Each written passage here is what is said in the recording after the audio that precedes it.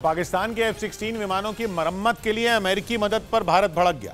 भारत ने इस military drill पर अमेरिका से कड़ा विरोध जताते हुए इसकी टाइमिंग पर सवाल उठाए। क्योंकि अमेरिका ने यह फैसला ऐसे वक्त में लिया जब भारत उसके अधिकारियों की मेजबानी कर रहा था और दोनों देशों के अधिकारियों के बीच समुद्री सुरक्षा को मजबूत करने के लिए 2+2 स्तर की बातचीत चल रही थी। अमेरिका की ओर से इस बैठक की अगुवाई दक्षिण और मध्य एशिया मामलों के सहायक विदेश मंत्री डोनाल्ड लू कर रहे थे, जिनके सामने भारत ने सख्ती से पाकिस्तान की मदद के मुद्दे को उठाया और साफ कर दिया कि अमेरिका ने उस फैसले के बारे में भारत को पहले नहीं बताया जिसका भारत की सुरक्षा पर गंभीर असर होगा, और उम्मीद जताई कि अमेरिका भारत की सुरक्षा को ध्यान में रखेगा।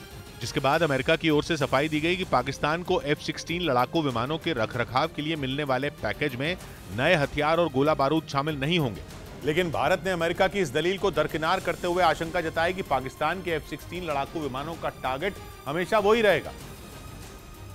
और अमेरिका के साथ हुई मिलिट्री डील के बाद कबाड़ होने की कगार पर पहुंच चुके उसके F-16 फाइटर जेट एक बार फिर उड़ान भरने लायक हो जाएंगे, क्योंकि डील के तहत पाकिस्तान F-16 फाइटर जेट के लिए $45 करोड़ मतलब भारतीय रुपयों में करीब 3,600 करोड़ के उपकरण खरीद सकेगा।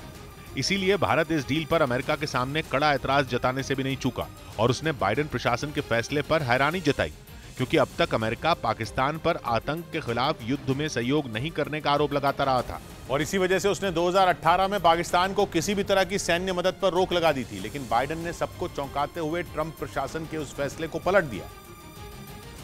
हालांकि यह पहला मौका नहीं है जब अमेरिका के राष्ट्रपति बाइडेन भारत के लिए विलेन साबित हुए हों। 1992 में भी बाइडेन के अड़ियल रुख की वजह से भारत को बड़ी कीमत चुकानी पड़ी थी। बाइडेन उस वक्त जॉर्ज बुश की सरकार में सांसद थे और भारत ने रूस की स्पेस एजेंसी के साथ 235 करोड़ रुपए का एक समझौता किया था, जिसके तहत भारत को अपने सैटेलाइट लॉन्च व्हीकल GSLV के लिए 7 क्रायोजेनिक इंजन मिलने थे, जिनकी तकनीक को साझा करने पर भी सहमति बन चुकी थी।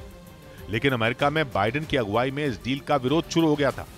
उन्होंने इसे खतरे से भरी हुई बताते हुए भारत को क्रायोजेनिक इंजन की तकनीक बेचने का विरोध किया था।